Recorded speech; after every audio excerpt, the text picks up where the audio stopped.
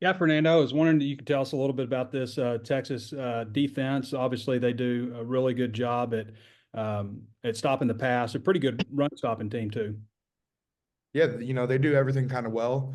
Uh, they're solid. They do their job very well, and I think just kind of what makes them good is that all of them do their job and they let each other, play off of each other. Nobody's trying to be a superstar. They know their job, they do it well, and they let others kind of play off of them, and that's just what makes them good. And all 11 of them are on the same page. Is there anything? I mean, like some of like the pass efficiency defense is like historically good, like 89. Is there something else that they do that maybe is different than just regular good defenses? I mean, because those are some pretty ridiculous numbers. Yeah, I don't really know too much that goes on in the secondary. That's kind of not my role, but Yeah, but pressures and stuff getting to the yeah, quarterback. yeah, on the defensive line, they have a lot of different looks. And like I said, they all know their gaps that they're supposed to be in. Hardly ever will you ever see them miss or like gap in the wrong gaps. And so I think that's what makes them good is that they're on the point, they're coached well, and they play hard. Yeah, Brad, I was wondering the group behind you in the secondary. You've obviously watched those guys, and Coach Pittman kind of said it was kind of like open competition in the secondary. How have those guys responded after just really struggling so much against Ole Miss, and I guess trying to do a better job keeping things in front of them? Over the week, them guys they've been pretty sound technical on their technique lately on the week. So they've been being coached up all week. They know they wrong, so they looking for some spaces to fix up. Going into this week, they're getting the mind right. Respond. Coach always talk about respond, so it's up to the secondary to respond this week. Some of the quarterbacks that you guys have faced who are, a little more experienced have given you guys some troubles. Is that something you guys talk about at all, or is it known that like, Nussmeier and Dart, some of those guys had a lot more experience, and then you got yours coming up who also has a lot of experience? Yeah, we ran across some pretty good quarterbacks as the season went on. Quinn Ayers, he's one of those guys who's probably pretty good as the guys you just named. So we just got a game plan around his gameplay and play football. Yeah. Thanks, guys. So. Hey, Coach Pittman said Monday he's been showing y'all, video and talking about the series. What has soaked in for you guys, Brad, in terms of what this means to the fans, probably?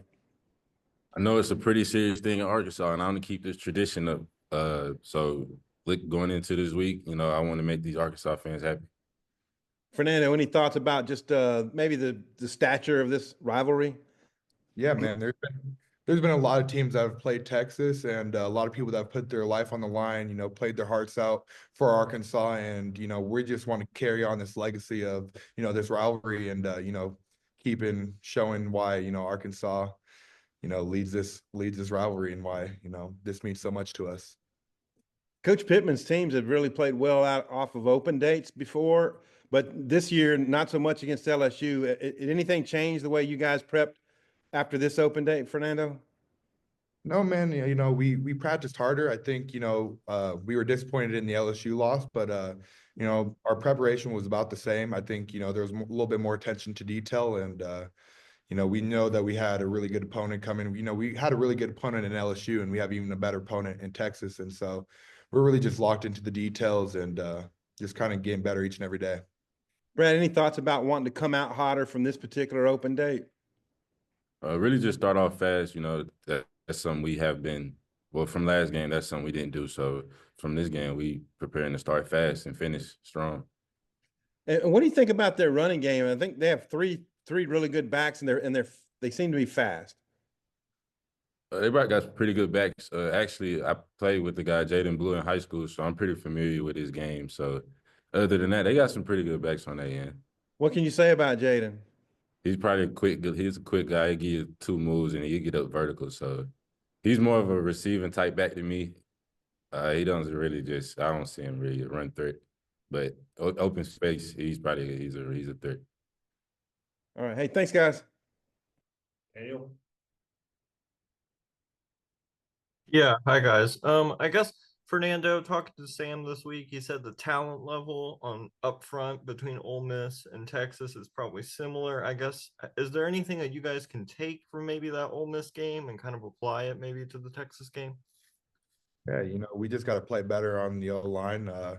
Obviously, we didn't have our best performance on that Ole Miss game, and like you said, the talent level is about the same. So it's just about looking at our past film and how are we going to correct it this week, and how are we going to get better this week.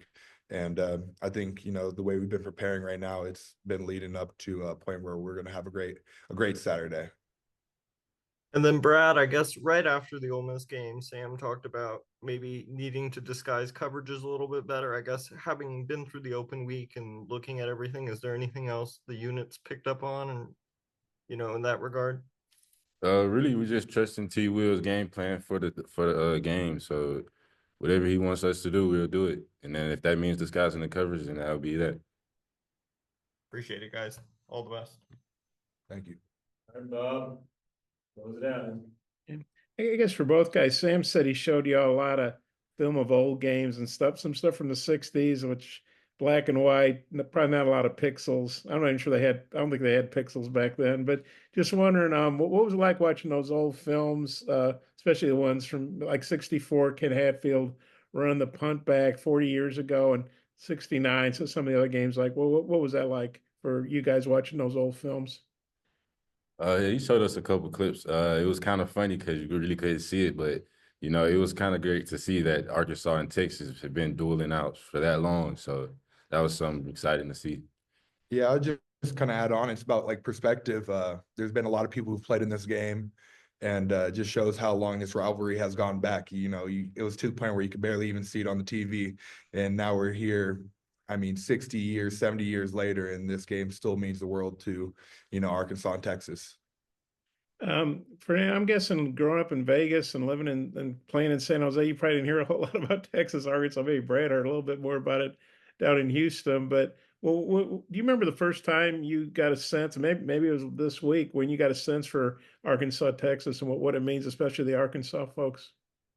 I think it was probably when I first saw that press conference. It was at the beginning of the year when the coach for Texas was like, talked about how Arkansas fans, love or hate Texas more than they love themselves. And that was when I first was like, wow, this is real. And so it was exciting. When I first heard that, I kind of put it into perspective. And then obviously we locked in on all the other games. And now we're here and, it feels real. You can feel the rivalry. And I'm excited to play in it and make history.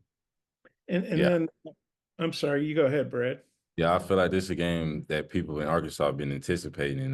Back on what he said when Pitt was like, the Arkansas fans hate themselves, hate the Texas more than they hate themselves. So that was something that was pretty intense.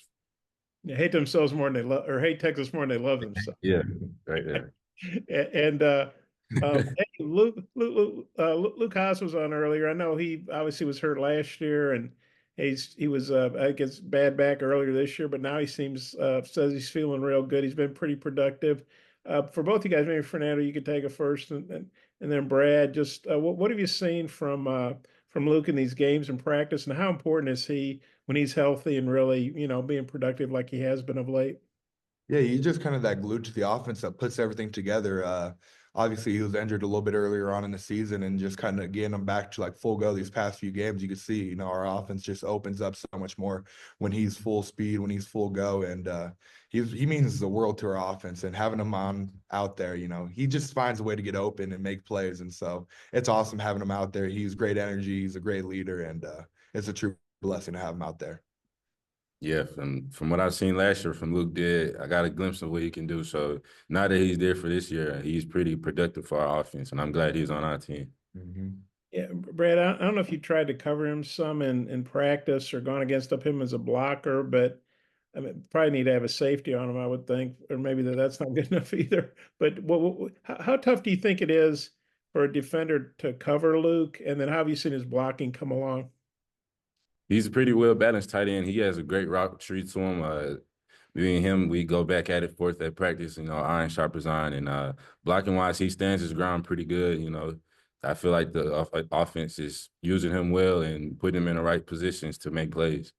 BetOnline is the world's most trusted betting platform and your #1 source for online betting.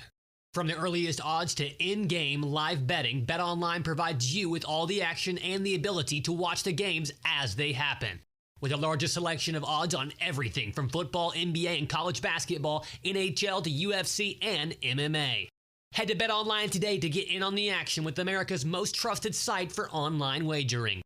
BetOnline, the game starts here.